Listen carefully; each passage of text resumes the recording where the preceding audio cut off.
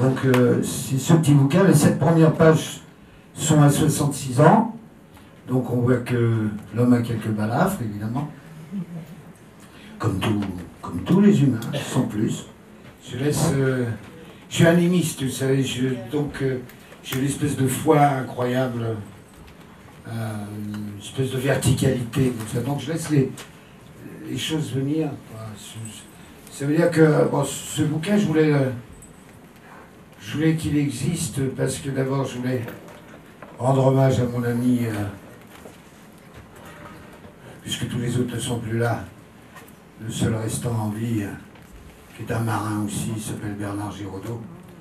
Ouais, mais c'est un homme exceptionnel. Moi, quand à Paris, on considérait cet homme très beau garçon, qui a un corps magnifique, comme ça, des mocassins et tout. Qu'est-ce que c'est que cette espèce de... Putain. Le quartier maître de la Royale, c'est quelque chose. Hein. 600 personnes en Afrique quand on a fait les Caprices d'un fleuve. 600 personnes, 600 Africains. Là-bas, dans la savane, 600. Il a fait construire les bateaux des Caprices d'un fleuve par des charpentiers africains. Il a fait travailler toute la ville de Saint-Louis. C'était un patron magnifique. Je veux dire, c'est un homme incroyable. On va au bout du monde avec Bernard. C'est ce que j'ai fait. Il craque jamais.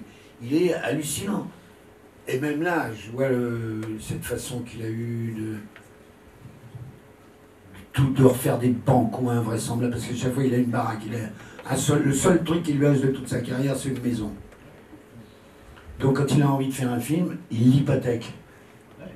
Donc on a fait Les Caprices d'un fleuve, qui est un film magnifique. Et donc on a fait juste ce qu'il fallait faire pour que sa maison lui soit rendue. On n'a pas fait beaucoup plus, hein, mais on a fait juste pour que la maison soit rendue. Bon, c'est un homme admirable, surtout. C'est un type épatant, il m'a beaucoup donné, beaucoup appris, on a vécu des grandes émotions ensemble. Voilà, donc je voulais un objet pour lui dédié à... Donc c'est un ramassis de textes de l'âge de 16 ans à 66. C'était aussi un peu agressif à l'égard du pouvoir culturel de Paris. À l'égard de Paris tout court. C'est-à-dire que Paris a une outrecuidance, une vanité incroyable. C'est une très belle ville, il y a une très jolie lumière. Mais c'est une vaniteuse. Elle choisit ses enfants. Et comme il n'y a plus d'enfants à Paris qui appartiennent à Paris, ils appartiennent donc au pognon et au censeur. Parce que voilà, vous avez le droit d'écrire, vous n'avez pas le droit d'écrire. Vous avez le droit de peindre, vous n'avez pas le droit de peindre. Il dépendra si vous avez la carte ou si vous n'avez pas la carte. On peut tous tout faire. On est tous des artistes. C'est tout ça, tout le reste, c'est bullshit, quoi. Il y en a des plus ou moins grands, c'est tout, c'est la différence. Mais sans ça sur le fond, vous croyez que je vais chercher mon inspiration je vais bien la chercher chez les humains, non? Donc chez eux, chez chaque humain, il y a un mystère, il y a quelque chose de grand qui nous emmène, qui nous fait rêver, qui nous fait planer, qui nous embarque. C'est l'humain le moteur de l'inspiration. Donc je voulais marquer quand même des textes de 16 ans, 17 ans, avec leur naïveté, ou leur prénomission, comme ça. Il y a des textes prénomitoires qu'on écrit quand on est môme, qu'on laisse au fond d'un tiroir, et puis plus tard, la vie, on dit, mais j'ai appelé ce truc-là. Parce que les mots, c'est dangereux. On ne peut pas jouer avec les mots comme ça, faire le malin, s'inventer un destin négatif, par exemple, dans un grand élan romanesque et désespéré, parce que ça vous arrivera. Le mot est vivant et s'appartient à lui-même. Nous ne sommes que la main qui va le porter sur la page. Mais il existe déjà. Il est plein de tout ce qu'il veut dire et plein de tout ce qu'il va dire. Et puis il y a le film que j'ai fait avec ma fille en Afrique, en Amérique, partout. C'est beau une ville la nuit. Parce que comme celui-là aussi, j'avais deux solutions avec mon film. Devenir aigri, c'est pas ça qui est venu. C'est la malice qui est venue. Je dis, bon, vous n'avez pas voulu le prendre de cette façon, le film? Ben, je vais vous le remettre dans le livre.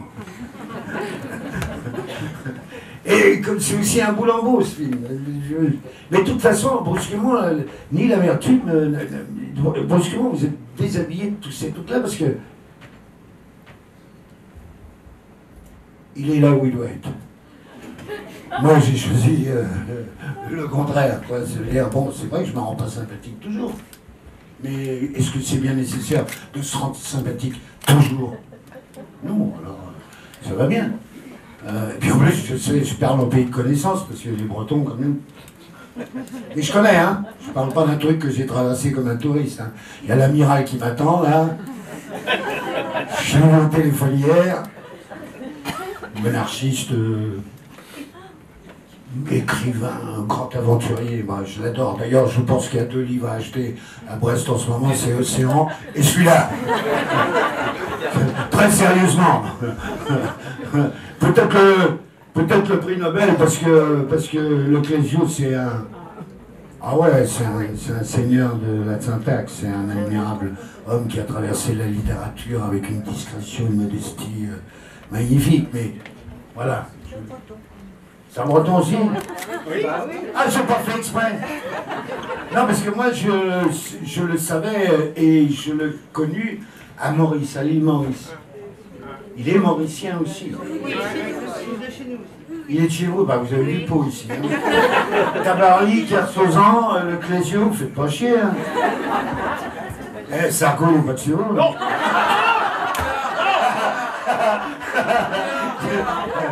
Je savais que je pouvais la faire.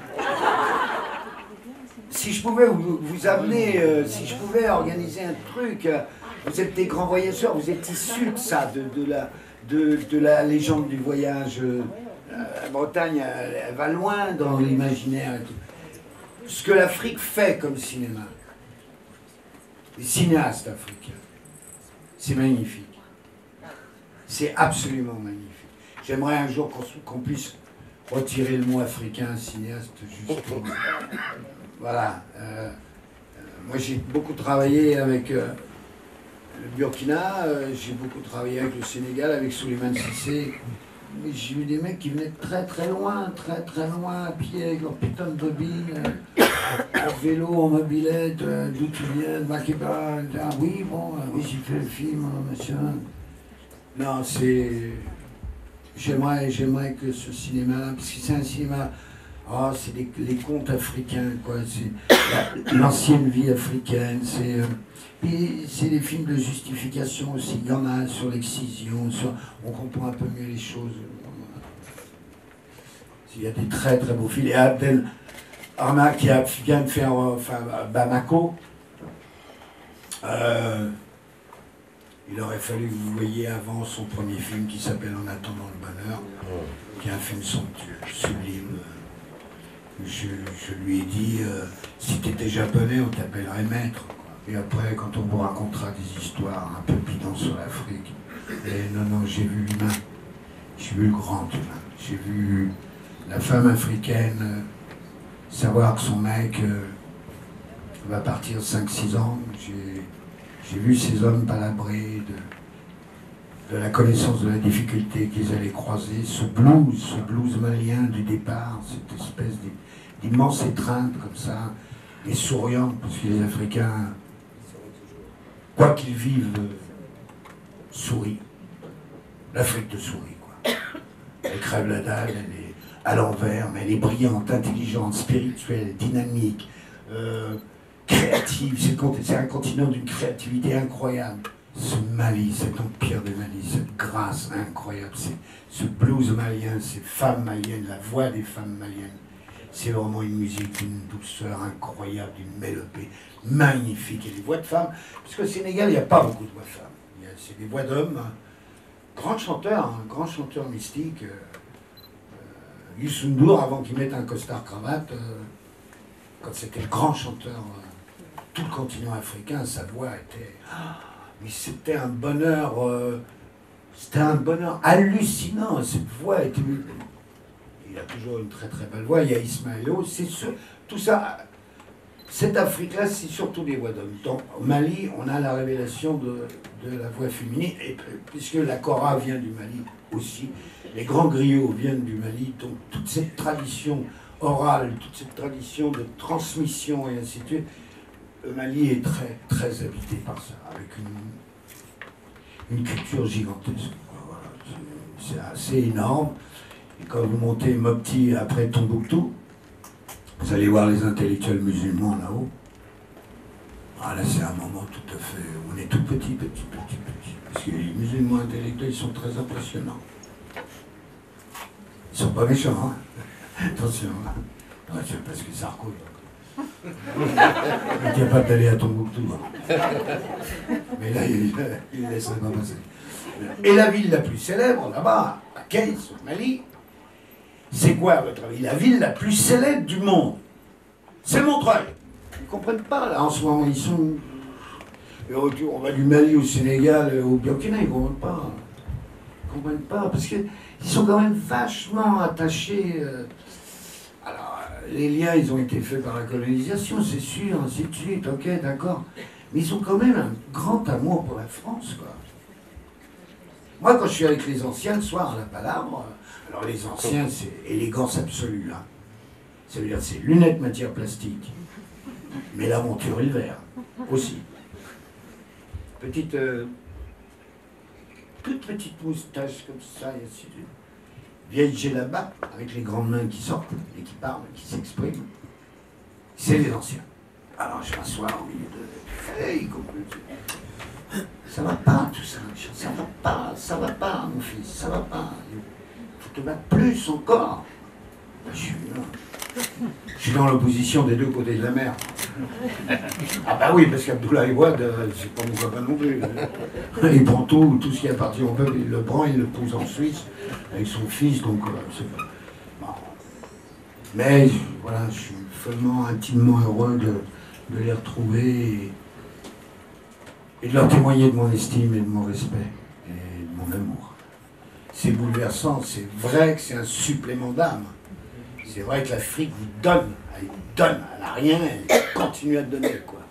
Alors elle donne de l'imperceptible, elle construit quelque chose de curieux en nous, elle sculpte notre âme, elle arrive à des miracles. Moi j'ai vu des gens transformés. Vous savez, les peuples du Sahel, que ce soit entre ce côté du Sénégal musulman, ce grand Sénégal bleu, parce que le Sénégal, c'est pas celui des jet tours, hein. Le Sénégal, c'est puissant. C'est la savane, c'est la ville sainte, c'est la vallée des baobabs, c'est le miracle Peul, c'est le grand fleuve, c'est les âmes du fleuve. C'est pas du tout les images dans le métro, quoi. Et puis dans ce Sénégal, à la frontière de la Mauritanie, le long du fleuve Sénégal, il y a les âmes du fleuve, qui sont des villages où il n'y a aucun objet contemporain, rien du tout. On vit comme la reine de Saba, quoi. Et puis il y a cette prière, il y a ce territoire immensément mystique. Parce que l'Afrique m'a donné tant et tant, elle m'a donné un supplément d'âme, une lucidité sur l'injustice profonde de cette planète, des pouvoirs multinationaux. Là, par exemple, cette fameuse crise mondiale, nous va en prendre plein la tête, ça c'est sûr, on commence déjà. Mais eux, ils vont prendre le triple, parce que ce qu'ils avaient avant, voilà. Voilà. Je pense que nous aurons beaucoup plus de mal à vivre, nous, qu'eux. Eux, ils sont habitués à toutes les duretés, à tous les froids, à toutes les chaleurs, au manque d'eau. Les femmes sont d'un courage invraisemblable avec leur bébé devant, leur bébé derrière, à taper le mille, à faire 15 bornes à pied pour aller chercher un bidon de flotte. Le sens de la survie est tellement ancré, tellement fort que, oui, je pense qu'ils survivront. Ouais, j'ai un fils Peul, il est polio, je l'ai récupéré à l'âge de... Il était déjà mendiant à 3 ans, quoi. Moussa Dio. Et à 3 ans, il était dans les rues de Dakar. Et à 4 ans, il avait déjà fait Saint-Louis, 300 km Saint-Louis-Dakar. En marchant à 4 pattes. Les mains énormes, parce que servant d'appui, puisque sa polio était en pointe comme ça, et c'est grâce au rugby, à la Fédération française qu'on l'a fait opérer. On l'a, dans un terme un peu barbare, comme ça, déplié. Donc maintenant, il a une armature et tout. Il est d'un courage hallucinant, quoi. C'est mendiant à 3 ans dans la rue, quoi. Donc un jour, je me suis attaché autour du cou, parce qu'il pesait une plume, quoi. C'était un tout petit corps. Vraiment, c'est pas une image, mais je l'attachais à mon cou, quoi. Puis je faisais tout ce que j'avais à faire la journée. Et Bernard, de temps en temps, Giraudot se l'attachait à son cou, on se le repassait comme ça. Et il passait toute la journée avec nous, toute la nuit. Il dormait à côté. Donc c'est vrai que quand je suis parti, c'était un peu du rail, quoi. C'était un peu... Et je lui ai juré que je reviendrais. Et j'ai des paroles. À Mauritanie, à Nouakchott, on a essayé de leur construire... Ah oui, ça c'est... Une ONG extrêmement fraternelle a voulu construire des habitations pour les hommes du désert. Et les hommes du désert, ils sont passés à côté. Bah oui. Ils n'en veulent pas parce qu'il y a des murs. C'est pas possible. Il y a des murs. Alors on les voit entrer dans le Nouakchott. 3 chameaux. Et il y a évidemment sur un des chameaux la parabole. La tour Eiffel chez nous. Et il y a 2 rues comme ça, puis au centre, il y a une espèce de parterre, de terre, de sable, de machin. Tu reviens 1 heure après, ils sont installés là. La parabole, évidemment, est installée, les chameaux sont l'un derrière l'autre, les tentes sont montées. Mais les morts du désert de Mauritanie sont très impressionnants. Très, très impressionnants. C'est... Ouais. Ils sont... Leurs rites, c'est comme des sculptures, quoi. Leur visage, c'est comme des sculptures, parce que le soleil, parce que la sécheresse a creusé, parce que la difficulté d'existence, c'est tout, a creusé les traits que nous avons.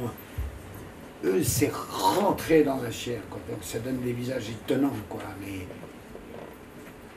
le sourire est difficile chez le mort. Mais il est malicieux. Il vous raconte une grosse connerie, il vous regarde bien dans les yeux, il vous dit avec les yeux, c'est une grosse connerie que je suis en train de te raconter, mais tu vas être obligé d'y croire et de faire semblant.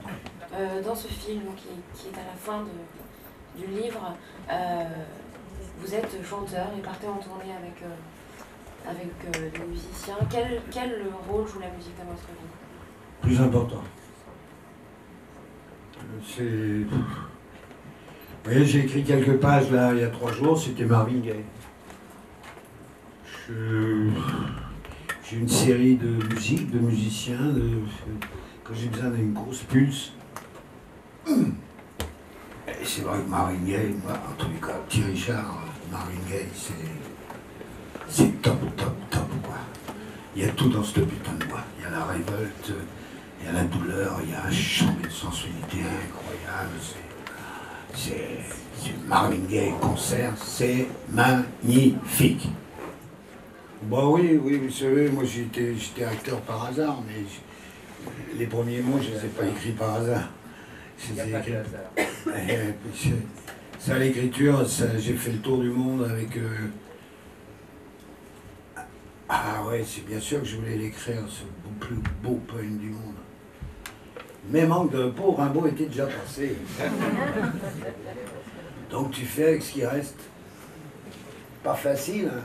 Quand tu dis je suis poète, je vais putamment écrire le plus beau pays du monde, et puis brusquement, il y a un bouquin qui te passe sous le nez, t'es tout jeune. Les Illuminations. Oh!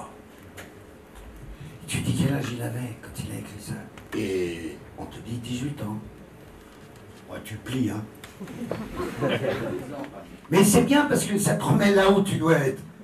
Parce qu'il y a quand même un moment où on se croit un peu un génie. Moi je l'ai eu ce moment. Je l'ai eu.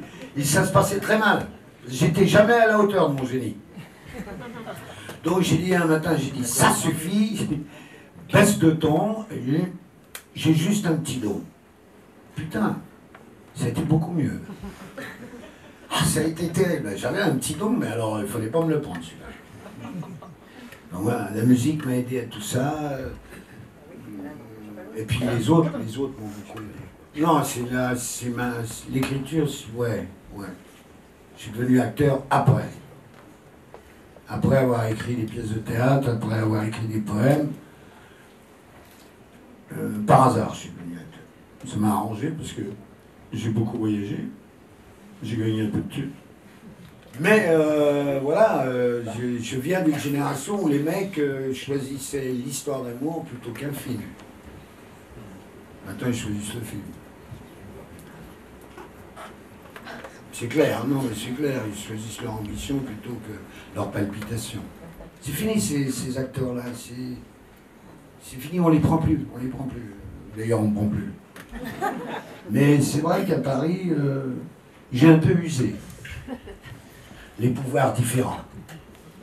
On a bien tenté de faire la paix avec moi, et on ne fait pas la paix avec moi. On ne fait pas la paix, ni d'un côté ni de l'autre. Vous n'avez pas fait le boulot, vous avez laissé crever les gens, vous les avez méprisés, vous avez été indifférents à leurs soucis pendant des années. J'ai cru en vous, j'ai cru que vous alliez changer les choses. J'ai cru, et puis quoi, je vous ai vu grossir sur pied.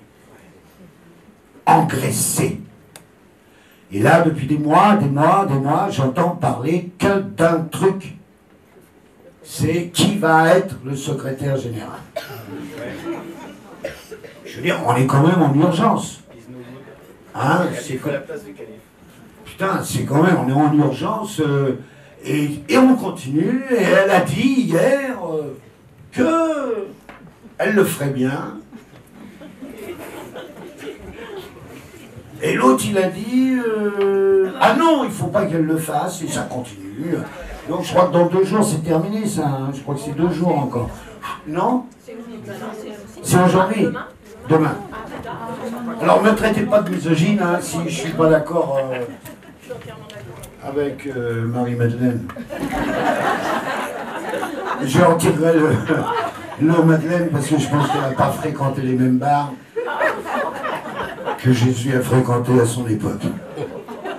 Voilà. Moi je suis un copain de Jésus. Bon, ouais, j'ai fait la fête avec lui, j'ai bu du vin d'Érythrée avec lui, j'ai connu son père Joseph, charpentier magnifique, tout simple, tout modeste.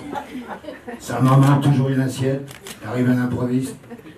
Ce garçon a été élevé dans des valeurs de respect de l'autre. Et puis au fur et à mesure qu'il a grandi, il a bien vu dans la rue que les rupins, il a bien vu comment on traitait ses parents, il a bien vu comment on traitait le peuple et tout. Donc, premier révolutionnaire, quoi. Jésus, premier révolutionnaire. Alors quand vous faites une émission religieuse, j'en ai fait, j'adore. C'est le diable qui rentre dans le machin. Mais en fin de compte, non, c'est pas tellement le diable, puisque je suis assez... Simplement, je leur ai arrêté avec votre histoire à la con sur Jésus qui viendrait de... Et que Marie... Et Joseph, il serait pour rien. Arrêtez un peu, frère. Arrêtez, c'est tout. Et puis, je trouve que c'est une erreur de tactique. Terrible. Parce que si vous donnez aux jeunes gens Jésus comme Jim Morrison, ben vous allez doubler les abonnements. Parce que les jeunes, ils ont besoin d'un héros. Et c'est pas le Tché, les héros. C'est Jésus. Et Jimi Hendrix. Alors la sœur me dit, mais qui c'est Jimi Hendrix? J'ai dit, c'est un guitariste. Alors elle arrive parce qu'elle était très agréable. Elle me dit quand même, j'ai dit non, il y a eu avant Jimmy et après Jimmy. Comme Jésus. Mais comme Jimmy, elle ne connaît pas, elle n'a pas écouté ses disques. Mais elle les écoutera, j'en suis sûr. Voilà, donc voilà où il est l'énergumène, voilà où il est placé. Il est bien content de la vie, de la sienne en tous les cas. Et c'est parce que je sais ce que c'est que je ne marcherai jamais, quoi. Je ne serai jamais du côté du manche. J'ai 66 ans, ils ne me feront pas changer. Ça c'est terminé. Ni pour faire des concerts, ni pour... ils peuvent me priver de tout, de films, de tout, j'en ai rien à foutre. Si j'ai envie de dire que ces gars-là, ils me cassent la tête depuis un temps fou, que l'autre aussi. Ouais, alors donc j'ai dit un truc, je sais que je me suis peut-être engagé un peu. Il y a un petit mec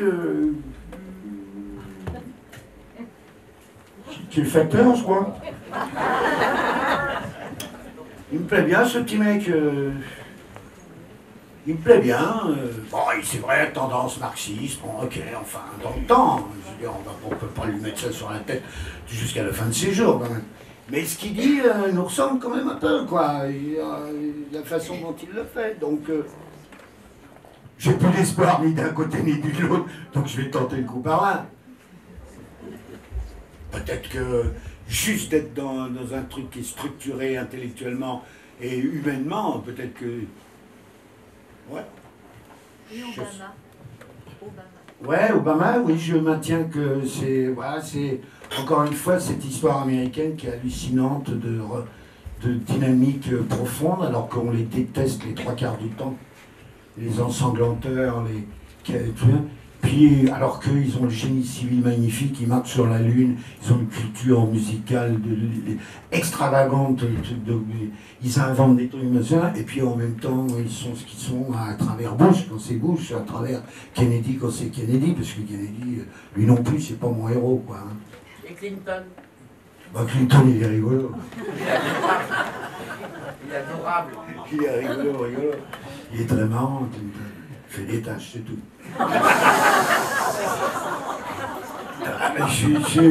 Moi, je ne fais que dire ce que vous savez déjà, vous. Non, Obama, c'est... Alors, donc, c'est encore une preuve incroyable du sursaut d'énergie. C'est des survivors, quoi, quand même, les Américains. Il y a quelque chose comme ça. Et ils l'ont élu, je vous assure, parce qu'il est noir. C'est ça qui est fou, quoi.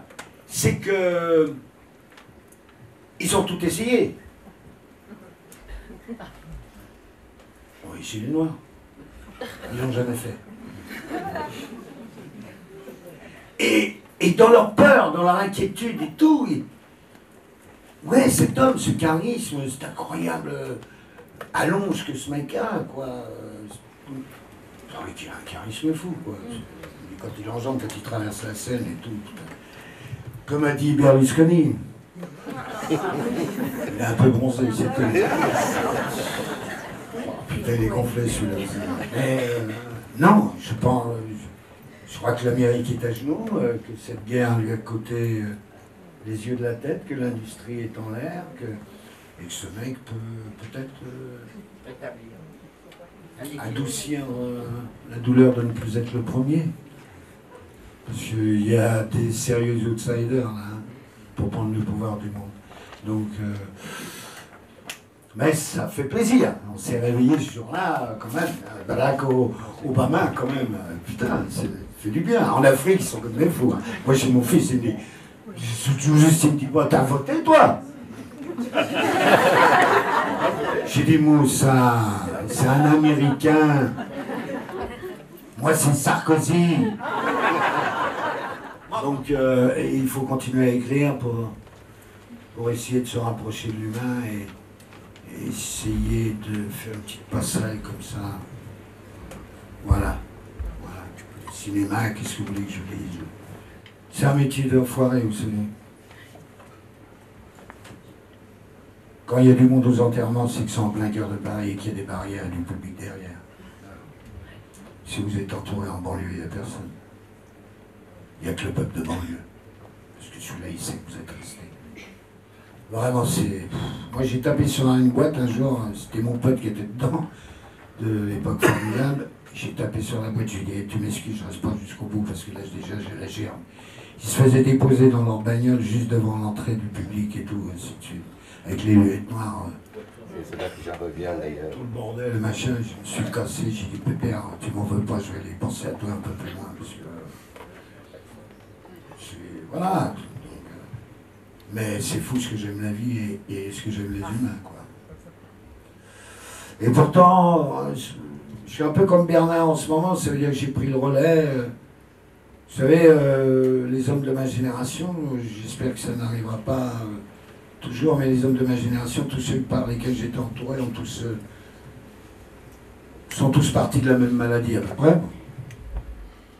Et moi, j'ai pris le relais, je suis soigné en ce moment très énergiquement, et ça aussi, ça donne encore plus d'appétit des autres, ça donne encore plus de malice dans le fond de l'œil, et ça provoque encore plus, et ça, on est encore un guerrier, quand on est en chimie, on est un vrai guerrier, une vraie guerrière, et on avance, et plus rien ne vous fait peur, plus rien. Vous n'êtes qu'un sentiment juste sur l'existence des autres, sur l'injuste existence aussi des autres.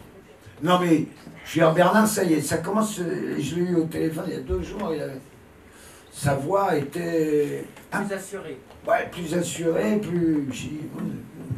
Il m'a dit, tiens le coup, pépère, on va s'en sortir. Et je pense qu'on va s'en sortir très bien, quoi. Voilà. Et moi j'aurais aimé que vous nous disiez peut-être un mot sur cette semaine passée à Brest, sur le festival du film. Festival, il est formidable, il y a une programmation magnifique. Moi je suis vachement heureux, j'ai vu déjà combien 35 films. Bah, je croyais que ça serait beaucoup plus fastidieux que ça. Et en fin de compte, je vais de découverte en découverte, et même quand elles sont moins extravagantes que d'autres, je les accepte. Et ça rentrait... on a du mal à juger quelqu'un qui fait un court-métrage. On a du mal à... Ouais, moi je pense que je serais plus juré. Oui, non, mais parce que ça amène à une discutation que je... Ouais, mais c'est normal, hein. Mais moi, non, j'ai du mal à ça. Moi, je voulais dire, tu as dit que tu étais acteur par hasard, mais jusqu'à la fin de ma vie, jusqu'au dernier jour, tu resteras pour moi Polo, dans le grand chemin. Ouais. Tu l'as tellement incarné, à chaque fois que je vois le film, je chiale, tellement c'est fort d'humanité, c'est... Ouais, mais c'est un mec super, Polo. Ben oui. Puis ses gosses m'ont éclaté, quand même. Antoine, comme il avait vu que je faisais un truc un peu magique avant chaque plan, il en avait trouvé un autre. Quand il y a la scène où je cloue le cercueil, que je remets ça et tout, il était dedans. Et à chaque plan, il me faisait miaou, miaou. Je dis, Antoine, pourquoi tu fais ça? Il dit, ouais, je fais comme toi, c'est pas maniaqué. Après, j'ai fait un autre film avec lui, après la guerre, où il est déguisé en petite fille. Ouais, c'était des gosses super, quoi.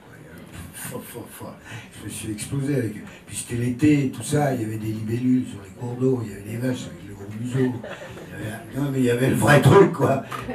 Donc avec eux c'était le panard. D'ailleurs, je ne pense pas que j'ai changé de costard. Pendant 2 mois, quand j'étais avec eux, j'étais Pelot, j'allais sur les streets, viens, on va à la pêche, putain, viens. On nous cherchait souvent, hein. On nous cherchait souvent. Où ils sont, les 3, là? Mais la Reine Blanche, ça...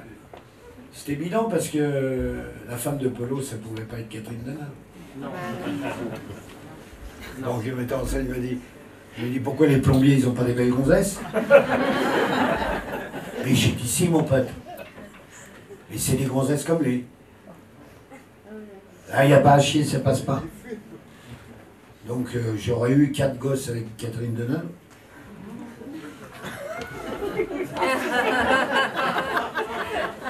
En étant plombier avec une mobilette. Il y a eu... Mais le public, il est vachement... Les mecs, ils se méfient pas assez. Tu fais une erreur, alors que le film est super, mais tu fais l'erreur. C'est-à-dire que les femmes ne s'identifient pas du tout à cette femme. Donc, et puisque c'est quand même les femmes qui font le cinéma. Ah non. Oui. Ah oui. Oui. C'est vous qui faites.